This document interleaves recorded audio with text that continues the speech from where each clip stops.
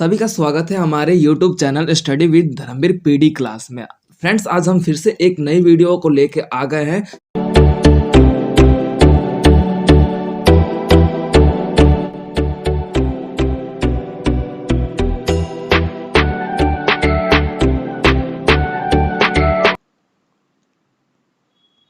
तो ये हमारा इग्नू का फर्स्ट ईयर का कोड BHDLA 136 जो हिंदी का कोड है। इसके मोस्ट इंपोर्टेंट क्वेश्चन के बारे में जिक्र कर रहे हैं। आपके मोस्ट इंपोर्टेंट क्वेश्चन कौन कौन से हैं उसके बारे में जिक्र कर रहे हैं। तो हमारा फर्स्ट क्वेश्चन है, शब्द निर्माण और शब्द संरचना का वर्णन कीजिए। हमारा क्वेश्चन है, शब्द निर्माण और शब्द संरचना का वर्णन कीजिए।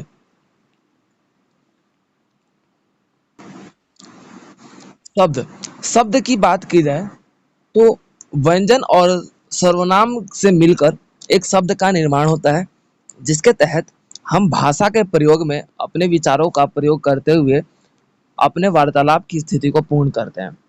भाषा, जो कि शब्दों का एक पुरातात्विक रूप में देखा जाए तो भाषा के निर्माण के लिए शब्दों का आवश्यक महत्वपूर्ण होता है, और शब्द निर्माण की प्रक्रिया व्यंजन और सर्वनाम से मिलकर ही पूर्ण होता है। व्यंजन और सर्वनाम के जोड़ से ही एक शब्द का निर्माण होता है, जिसके तहत हम ये देखते हैं कि हमारे इन व्यंजनों के और सर्वनामों की स्थिति इन शब्द निर्माण की व्यवस्था में सबसे महत्वपूर्ण और सबसे अत्यधिक मानी जाती है। क्योंकि किसी भी शब्द के निर्माण में यह व्यंजन हमारे बहुत सहायक होते हैं, या फिर आपके सर्वनाम भी। ठीक है, तब जाके एक शब्द का निर्माण होता है या फिर शब्द की रचना होती है। जैसे कि बात कर लेते हैं, सामाजिक व्यवस्था के अनुसार हमारे ये शब्द है, इसका जो व्यवस्थित रूप में निर्माण की प्रक्रिया है वो हमारे व्यंजन और सर्वनामों के सहायक रूप में ही हो पाता है। ठीक है, जिसके तहत हम ये देखते हैं कि शब्द हमारे व्यवस्थाओं में और हमारे शब्दों के निर्माण में जो सबसे महत्वपूर्ण स्थिति पाई जाती है, जो सबसे महत्वपूर्ण व्यवस्था पाई जाती है, जिसके अंतर्गत हम व्यवहार पूर्ण रूप से इन शब्दों के निर्माण में अपने महत्वपूर्ण योगदान देने में सक्षम हो पाते हैं। ठीक है, व्यंजनों की बात कर ली जाए तो हमारे व्यंजन और हमारे सर्वनाम, ये दोनों के तालमेल से ही एक शब्द का निर्माण होता है, और एक शब्द मिलकर अलग अलग वाक्यों का निर्माण करने में सक्षम हो पाता है। ठीक है, जिसके तहत हम मूल रूप में देखा जाए तो यहाँ पे जो शब्द के निर्माण है, कई नए शब्दों का जो सृजन किया गया है या फिर रचना किया गया है, जिसके तहत हम अपने वाक्यों को पूर्ण करने में महत्वपूर्ण होते हैं। ठीक है, एक शब्द मिलकर भी दूसरे नए शब्द का उत्पत्ति करता है, जैसे बच्चा प्लस में बचपन। ठीक है, यानी कि बचपन। ठीक है, जैसे कि निर्णय जमा में नायक, निर्णायक। ठीक है, तो वही है कि अलग अलग शब्द मिलकर भी हमारे नए शब्द का निर्माण करने में महत्वपूर्ण योगदान निभा पाते हैं, जिसके तहत हम अपने व्यवस्थाओं के अनुसार हम अपनी रचनाओं के माध्यम से या फिर अपनी आवश्यकताओं के माध्यम से हम शब्दों का चयन करके अपने विचार को प्रकट करने में सक्षम हो पाते हैं। ठीक है, जिसके तहत आज आधुनिक समय की बात कर ली जाए तो हमारे आधुनिक समय की बात कर लेते हैं, तो अलग अलग भाषाओं का प्रयोग करने के लिए शब्दों का स्वरूप महत्वपूर्ण समझा जाता है। शब्दों की व्यवस्था सबसे अत्यधिक महत्वपूर्ण समझी जाती है। ठीक है, ठीक है, तब जाके हम शब्दों की स्थिति को महत्वपूर्ण रूप से अपने आसपास के वातावरण में स्वयं अपने स्वर के माध्यम से उसका उच्चारण करने में सक्षम हो पाते हैं। इन शब्दों का जो तालमेल है हमारे सृजनात्मक व्यवस्था में हमारी नई व्यवस्थाओं की रचना करने में महत्वपूर्ण साबित हो पाता है, जिसके तहत हम ये देखते हैं कि इनकी रचनाओं के माध्यम से, इन शब्दों के प्रयोग के माध्यम से ही हम अपने बातों को पूर्णतः दूसरों के सामने रखने में सक्षम हो पाते हैं। ये हमारे पुरातात्विक रूप में देखा जाए तो हमारे शब्दों की स्थिति है, जिसके माध्यम से हम अपने भावनाओं को प्रकट करने में तथा हम अपनी व्यवस्थाओं को प्रकट करने में भी सक्षम हो पाते हैं। ठीक है, अब जो जरूरत होते हैं, जरूरत पड़ने पर हम इन शब्दों का स्वरूप भी अलग अलग स्थानों पर अलग अलग तरीकों से प्रकट करने में अपने आप को आगे बढ़ाते हैं। ठीक है। जैसे आपका हमारा बोल सकते हो नायक, उसके बाद निर्ण निर्णय लगा देने पे आ जाएगा आपका निर्णायक। ठीक है, तो ये क्या है, नायक अलग शब्द हो गया, ऋण आपका आपका अलग शब्द हो गया। तो ये हमारे शब्दों के व्यवस्थाओं रूप में हम इनका प्रयोग करते हुए भी हम एक नए शब्द का उत्सर्जन करते हैं, एक नए शब्द का निर्माण करते हैं, वो हमारे शब्द निर्माण कहलाते हैं। क्लियर है? अब जैसे कि हमारे क्वेश्चन में हमारा शब्द निर्माण था, उसके बाद हमारा शब्द संरचना था। तो हम बात कर लेते हैं शब्द संरचना। इसके भाग में देखा जाए शब्दों की रचना की बात कर लेते हैं, तो शब्द दो प्रकार के होते हैं, एक मूल शब्द, ठीक है, और दूसरे वह मूल शब्द की बात कर लीजिए तो वह शब्द जो छोटे रूपों में, खंडों में बटा ना हो। ठीक है, जैसे कि आपका देखा जाता है घर, हम इसे छोटे रूपों में और छोटा नहीं कर सकते। देश, हम इसे और छोटा नहीं कर सकते भाई, ये पहले ही छोटे हैं, इनमें हम चेंज नहीं कर सकते। अगर चेंज करेंगे तो ये शब्द रहेंगे ही नहीं। पास शब्द, दौड़, पहुंचना, प्रेम, जल, कान, ये सारे क्या है, सबसे छोटे शब्द है, तो ये मूल शब्द है। अब उसके बाद व्युत्पन्न शब्द, जो वे शब्द होते हैं जो मूल शब्दों के प्रत्यय या फिर अन्य शब्द जोड़ने से बनते हैं। जैसे कि आपका बोल सकते हो कि दिन शुभेच्छा, यानी कि आपका बोल सकते हैं कि आपका सुदीन, सुदीन का मतलब होता है अच्छा दिन। ठीक है, बेचैन, यानी कि आगे बे लग गया उसके बाद चैन, चैन अलग शब्द है, और उसके बाद बे लग गया यानी कि बेचैन, यानी कि चैन रहित। उसके बाद कता, एक, और उसके बाद आपका देखा जाता है लास्ट में ता लग गया तो एकता। क्लियर है? तो ये क्या है, व्युत्पन्न शब्द है, जिसके अंतर्गत हमारे शब्दों की रचना होती है, वो आपके प्रत्यय और बोल सकते हैं अन्य शब्दों के आगे पीछे जुड़ने से हमारे शब्दों की रचना होती है। क्लियर है? अब इसी के रूप में आपका देखा जाता है कि उपसर्गों की व्यवस्था भी हमारे शब्दों की रचना करने में महत्वपूर्ण व्यवस्था रूप में अपने भूमिका निभाती है, जिसके तहत हम उपसर्गों के माध्यम से भी हम अपने शब्दों का चयन करने में सक्षम हो पाते हैं या फिर उसका चयन कर पाते हैं। ठीक है, जैसे कि आपके अरबी फारसी शब्दों का भी हम रचना करते हैं, तो वो हमारा उपसर्ग के रूप में भी हो सकता है और आपका बोल सकते हो प्रत्यय के रूप में भी हो सकता है। तो ये हमारे शब्दों की संरचना के रूप में देखा जाता है। ठीक है, जिसके अंतर्गत हम अपने आवश्यकता अनुसार शब्दों की संरचना करते हुए अपने भावनात्मक स्थिति को महत्वपूर्ण रूप से प्रत्यय के माध्यम से प्रस्तुत कर पाते हैं। ठीक है, अब उसके बाद हमारा अगला क्वेश्चन आता है, हमारा अगला क्वेश्चन आता है, औपचारिक और अनौपचारिक पत्रों का वर्णन कीजिए। ये आपका मोस्ट इंपोर्टेंट क्वेश्चन है, इसके बिना पेपर नहीं बनने वाला, मैं बता दूं तो हम बात कर लेते हैं पहले औपचारिक पत्र की। औप- औपचारिक और अनौपचारिक पत्रों की वर्णन कीजिए, ये आपका क्वेश्चन है, बहुत इंपॉर्टेंट है, very very very very important है। तो हम बात कर लेते हैं औपचारिक पत्र की। औपचारिक पत्र जिसे हम फॉर्मल लेटर भी बोलते हैं, इंग्लिश में बात किया जाए तो ये फॉर्मल लेटर कहलाते हैं, और अनौपचारिक आपका इनफॉर्मल लेटर कहलाता है। औपचारिक पत्र वह लोगों को लिखा जाता है जो हमारे से निजी संबंध नहीं रखते, निजी संबंध यानी कि हमारे करीबी नहीं होते। इस प्रकार के पत्रों का जो कार्यालय और बोल सकते हो सरकारी कामकाज के लिए लिखा जाता है, वो आपके औपचारिक पत्र कहलाते हैं। सरकारी, अर्ध सरकारी, गैर सरकारी संदर्भ में आपका औपचारिक पत्रों की भूमिका देखने को मिलती है, जिसके अंतर्गत हम अपने कम शब्दों में अपने बातों को रखते हुए सामने वाले व्यक्ति से सम्मान पूर्वक शब्दों का चयन करते हुए तथा आदरणीय स्वभाव जैसे शब्दों का और सामने वाले के जो सम्मान पूर्वक व्यवस्थाओं के रूप में हम अपने शब्दों का चयन करते हुए उसे सर, आदरणीय, नमस्कार इस तरीके से शब्दों से बोलते हुए संबोधित करते हुए अपने पत्रों को लिखते हैं, ये आपके औपचारिक पत्र कहलाते हैं। क्लियर है क्या? जिसमें हम ये देखते हैं कि यहाँ पर आपका कोई निजी संबंधित व्यक्ति नहीं होता, आप इन पत्रों को लिखने वाला जो व्यक्ति होता है वो सामने वाला व्यक्ति आपसे कोई निजी संबंध नहीं रखता, वो आपका औपचारिक पत्र कहलाता है। क्लियर है? ठीक है, तो औपचारिक पत्र के भी अलग अलग प्रकार हैं, जिसके अंतर्गत हमारा पहली बात कर लीजिए तो हमारे सरकारी, अर्ध सरकारी, व्यवसायिक संदर्भ में लिखे गए औपचारिक पत्र। ठीक है, यहाँ पे आपका क्या है, सरकारी औपचारिक पत्र या फिर अर्ध औपचारिक पत्र या फिर व्यावसायिक औपचारिक पत्र। इसके अंतर्गत हम ये देखते हैं तो यहाँ पे कार्यालय तथा बोल सकते हो कि अलग-अलग सरकारी व्यवस्थाओं के रूप में हम अपने किसी सरकारी व्यवस्था के रूप में जो कार्यालय करवाते हैं, चाहे जब वैसे बैंक हो गया, चाहे हमारा व्यावसायिक स्थान हो गया, जहाँ पर आप व्यवसाय कर रहे हो, जहाँ जब जॉब कर रहे हो, वो हमारे वहाँ पर लिखते हुए अपने सर या फिर बोल सकते हो कि आपके जो मैनेजर है उसको संबोधित करते हुए आप सामने वाले व्यक्ति से आदरणीय पूर्वक शब्दों का चयन करते हुए अपने बातों को रखते हुए उससे रिक्वेस्ट करते हुए अपनी भावनाओं को व्यक्त करते हैं। और इसमें आपका जो शब्द का लिमिटेशन होता है वो कम समय में आप अपनी बातों को प्रकट करने के लिए यहाँ पर शब्दों का स्थिति देखने को मिलता है। इसे बोला जाता है औपचारिक पत्र। ठीक है। और वो भी आपका सरकारी औपचारिक पत्र ये कहलाता है। क्लियर है? तो अब हमारा आ जाता है व्यवहार के रूप में विशिष्ट लोगों से औपचारिक पत्र, यानी कि व्यवहार के रूप में विशिष्ट लोगों के लिए औपचारिक पत्र।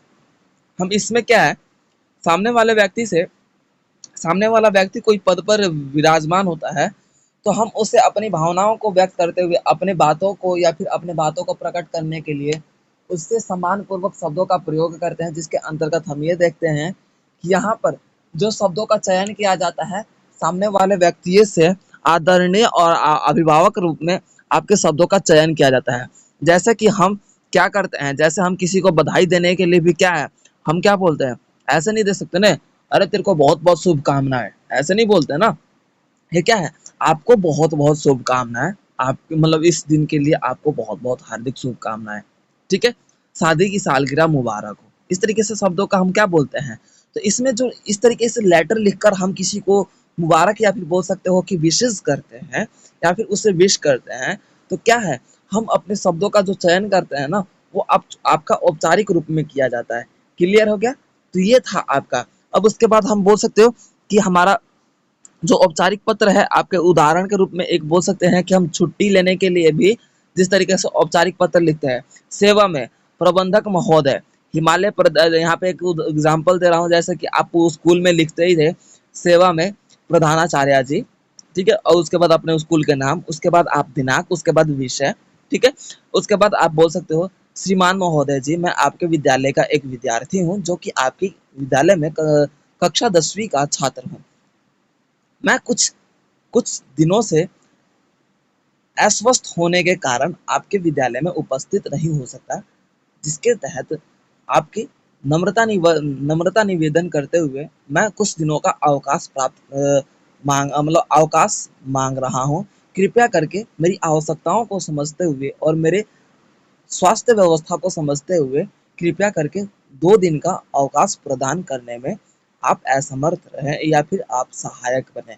ठीक है। तो इस तरीके से शब्दों का हम चयन करते हुए अपनी बातों को प्रकट करते हैं या फिर अपने लेटर को लिखते हैं। तो ये क्या है, हमारे छुट्टी से संबंधित औपचारिक पत्र। क्लियर है?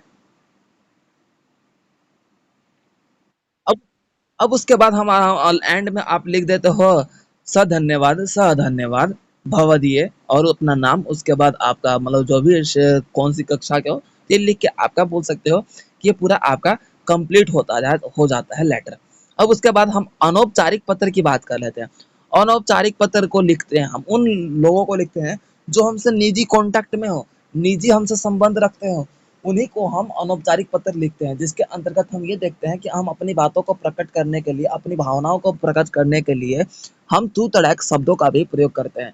हम ज्यादातर ये पत्र अपने रिश्तेदार जैसे कि मित्र, भाई बहन और माता पिता के रूप में लिखते हैं, जिसके अंतर्गत हम अपने इन बातों को करने के लिए हम अपने दैनिक जीवन की भाषा का या फिर दैनिक जीवन के शब्दों का प्रयोग करते हैं अपने बातों को प्रकट करने के लिए।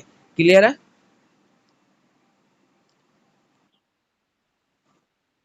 तो इसमें जो शब्दों का चयन किया जाता है, जो शब्दों का प्रयोग किया जाता है, वो आपका अनौपचारिक रूप में किया जाता है और इसमें पूर्ण रूप से हम अपने भावनाओं को व्यक्त कर सकते हैं। लेकिन औपचारिक रूप में आपके भावनाएं नहीं जुड़े होते, ध्यान रखना। ये सारी बातें लिखनी है आपको एग्जाम में कि औपचारिक रूप में भावनाओं का कोई अंश नहीं पाया जाता, लेकिन यहाँ पे अनौपचारिक रूप में आपका यहाँ पे अंश पाया जाता है। क्यों? क्योंकि यहाँ पे निजी संबंध होता है भाई। यहाँ पे आप अपने भाई बहन, अपने मित्र रूप में लिख सकते हो। तो यहाँ पे क्या है, हम भावना से भरपूर रहते हैं। तो ये आपका बोला जाता है अनौपचारिक पत्र, वो आपका भावनाओं से भरपूर देखने को मिलता है। क्लियर हो गया?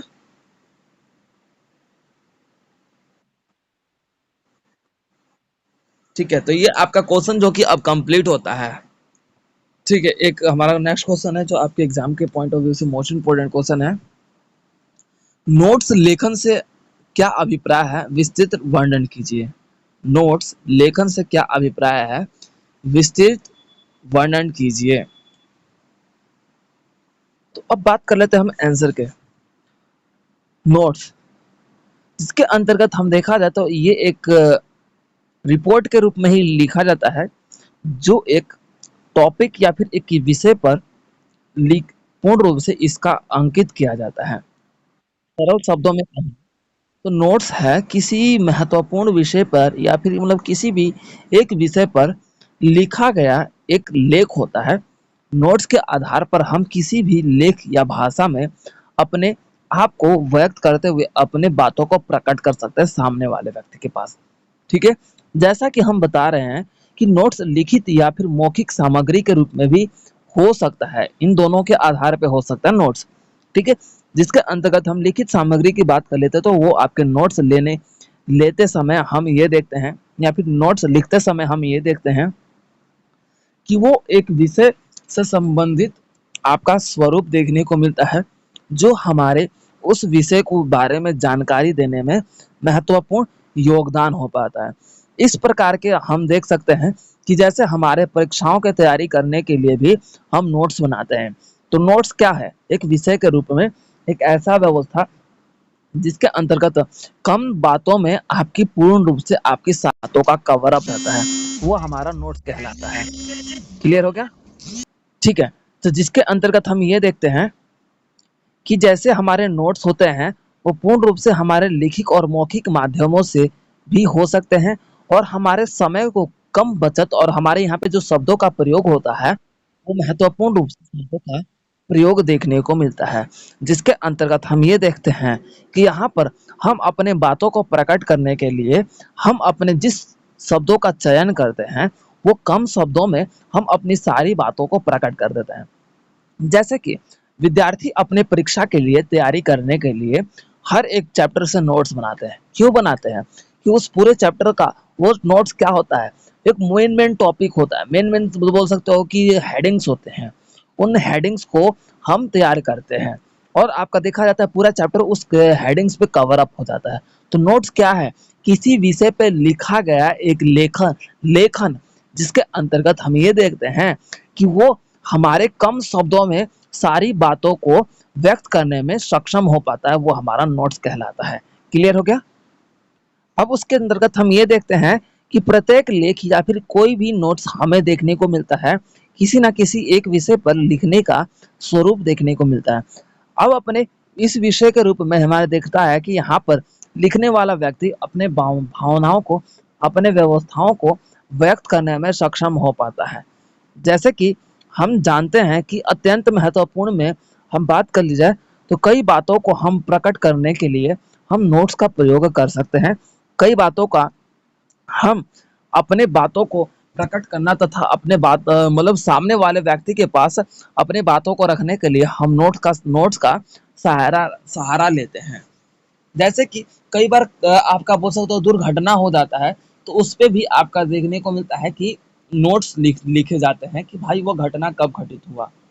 या फिर परीक्षाओं में आपके कई बार नोट्स पूछे जाते हैं, किसी एक विषय पर दे दिया जाता है आपको लिखने के लिए, तो हम उस पे क्या है जो मेन जो बातें होती है या फिर जो बातें हमें बोलनी होती है उसका सटीकता पूर्वक हम क्या करते हैं कम शब्दों में लिखने का प्रयत्न करते हैं, और जिसके तहत सामने वाले व्यक्ति को उन सभी व्यवस्थाओं के रूप में यह पता चल सकता है कि ये विषय किससे संबंधित है, ये जो लेखन व्यवस्था हुआ है किस विषय पर संबंधित है, तो ये हमारा नोट्स कहलाता है। क्लियर हो गया? अब बात कर रहे थे हमारे अगले क्वेश्चन का, तो हमारा अगला क्वेश्चन है जो एग्जाम के पॉइंट ऑफ व्यू से मोस्ट इंपोर्टेंट क्वेश्चन है, रिपोर्ट लेखन का वर्णन करें। रिपोर्ट लेखन का वर्णन करें। ठीक है, रिपोर्ट लेखन का प्रस्तुत व्यवस्था का एक कला है जिसके माध्यम से हम ये देखते हैं कि यहाँ पर एक तिथि के अनुसार हम अपने बातों को प्रकट करते हैं दूसरे तरीके से, जिसके अंतर्गत हम ये देखते हैं कि यहाँ पर कई चीजों के तारीख के अनुसार हम क्या है अपनी बातों को प्रकट करते हैं। एक अच्छी रिपोर्ट की योग्यता बताया जाए तो रिपोर्ट हमें ये देखने को मिलता है, स्पष्ट रूप में उसकी जो संरचना होती है वो सबसे महत्वपूर्ण मानी जाती है। रिपोर्ट जो कि पाठन को ध्यान को आकर्षित करने का एक महत्वपूर्ण जरिया माना जाता है। रिपोर्ट जिसके अंतर्गत हम ये देखते हैं कि यहाँ पे तिथि तथा कैलेंडरों का सहायता ली जाती है, जिसके अंतर्गत हम तिथि को मेंशन करते हुए यानी कि डेट को मेंशन करते हुए हम अपने रिपोर्ट को तैयार करते हैं, तो वो हमारा रिपोर्ट कहलाता है।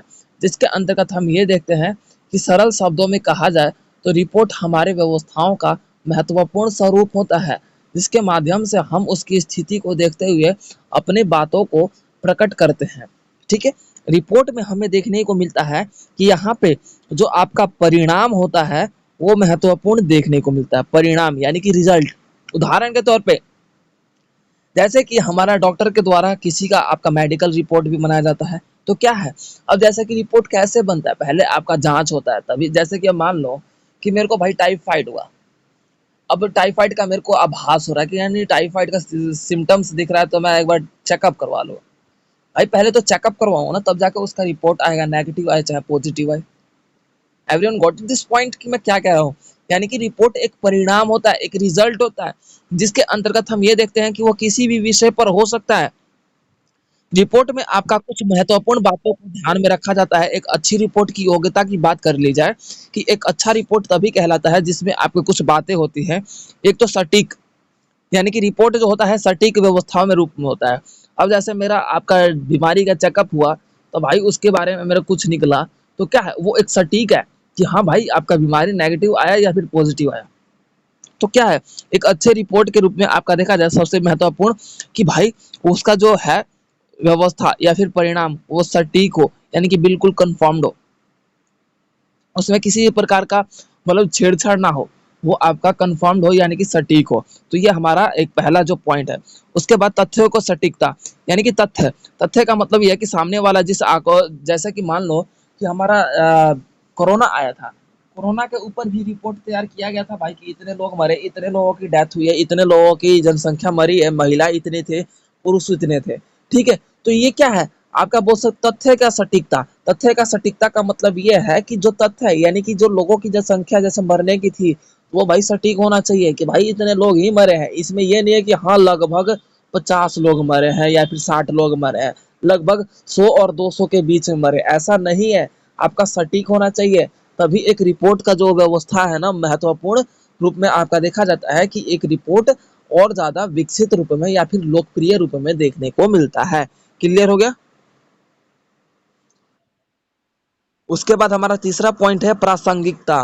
प्रासंगिकता का मतलब हो जाता है जो प्रस्तुत किए गए तथ्य है ना, वो आपका बोल सकते हो कि रियलिटी हो। अब ये नहीं कि जैसे मान लो कि कोरोना में इंसान ने बोल दिया कि हाँ भाई 60 लोग मरे हैं, भाई तथ्य सटीक हो गया कि हाँ भाई 60 ही लोग मरे हैं। अब ये है कि अब 60 लोग मरे हैं तो इसकी आपका बोल सकते हो प्रासंगिकता होना चाहिए, यानी कि पूर्ण रूप से देखा जाता है कि हाँ वो रियल होना चाहिए, वो वास्तविक होना चाहिए, प्रासंगिक होना चाहिए, यानी कि सभी लोगों के रूप में आपका देखा जाए तो वो आपकी रियलिटी होनी चाहिए कि हाँ यार इतने लोग ही मरे हैं। अगर उसके ऊपर लिखा गया रिपोर्ट हो तो वो महत्वपूर्ण रूप से आकर्षक जनक होता है। आकर्षक यानी कि आकर्षित करने वाला। ठीक है, और उसके बाद अगला आपका अगला पॉइंट है सरल भाषा। रिपोर्ट की बात कर ली जाए तो रिपोर्ट की जो भाषा होती है वो सरल होनी चाहिए। हम इसमें ये नहीं देखेंगे कि भाई आपका जो रिपोर्ट है कठिन शब्दों का स्वरूप है। हम क्योंकि रिपोर्ट जो होता है सभी को पढ़ने योग्य होना चाहिए। अब जैसे मान लो कि डॉक्टर भाई आप देखते हो, जैसे कि एक एग्जांपल ले लो, आपने देखा है डॉक्टर कुछ मेडिकल लिखता है कि भाई ये मेडिसिन लेनी है, तो वो आप लोग खुद क्यों नहीं समझ लेते हो और मतलब पर्ची क्यों लेके जाते हो? Hello, everyone got it this point मैं क्या पूछ रहा हूँ? हेलो, हम उसका पर्ची या स्लिप क्यों लेके जाते हैं? ज्यादातर हम स्लिप लेके जाते हैं ना, वाई?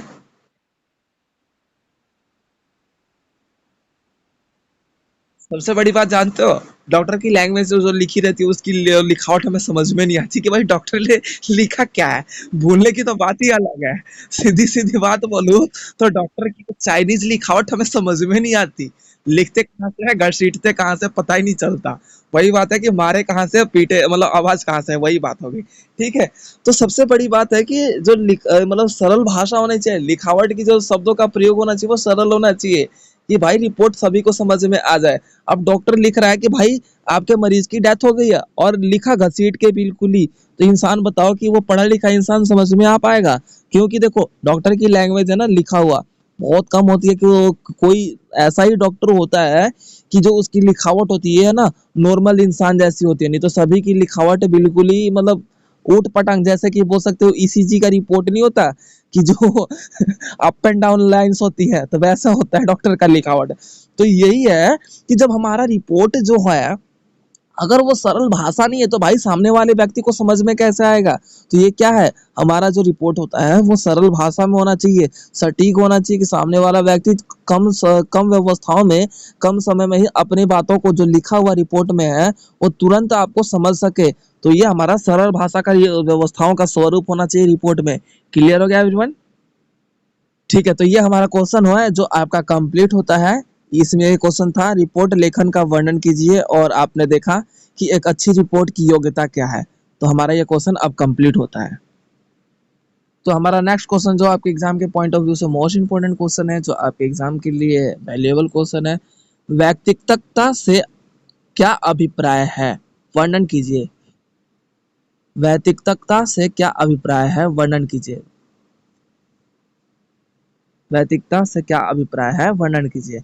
वैतिकता आख्यात्मक रूप में देखा जाता है लेखन की वह कला जिसके रूप में हमारे विशेषताओं का स्वरूप देखने को मिलता है। यहाँ पर एक व्यक्ति अपने क्रियाशील व्यवस्था के रूप में देखने को मिलता है कि सामने वाला व्यक्ति के रूप में जो रचनाएं किया जा रहा है वो आपका व्यक्तिगता कहलाता है, जिसके अंतर्गत हम ये देखते हैं कि एक मानव का चरित्र जो उसका स्थिति है चरित्र का उसके बारे में हम प्रस्तुत करते हैं और उसकी भावनाओं को व्यक्त करते हैं कि उस मानव का जो चरित्र है उसकी जो स्थिति है चरित्र का वो किस तरीके का है, वो आपका व्यक्तिगता कहलाता है। व्यक्तिगता का मतलब होता है कि मनुष्य अपने जीवन में अपने बिहेवियर यानी कि जो बोल सकते हो कि एक व्यक्ति दूसरे व्यक्ति से जिस तरीके से भावनाओं का या फिर बोल सकते हो विचारों का आदान प्रदान करता है, समाज में एक बोल सकते हो शांतिपूर्ण रूप से दूसरे व्यक्ति के सामने अपने बातों का प्रकट करता है, तो वो हमारा व्यक्तिगता कहलाता है।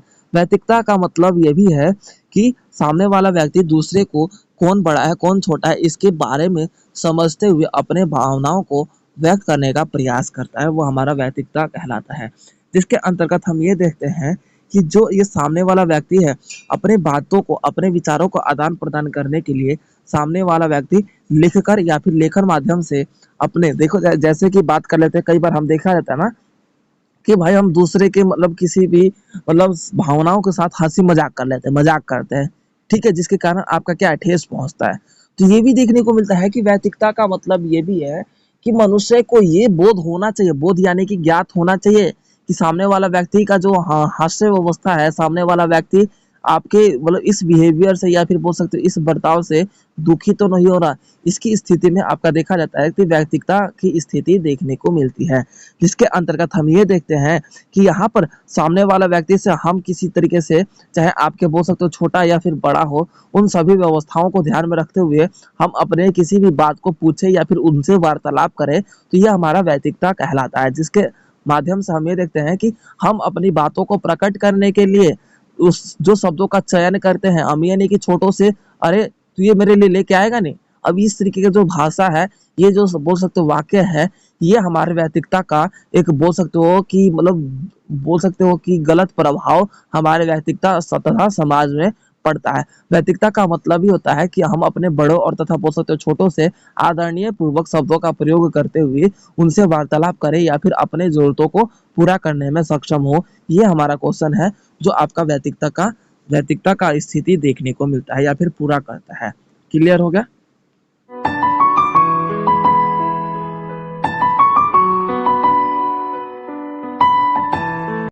तो वीडियो को like, comment, share and subscribe करना ना भूलें।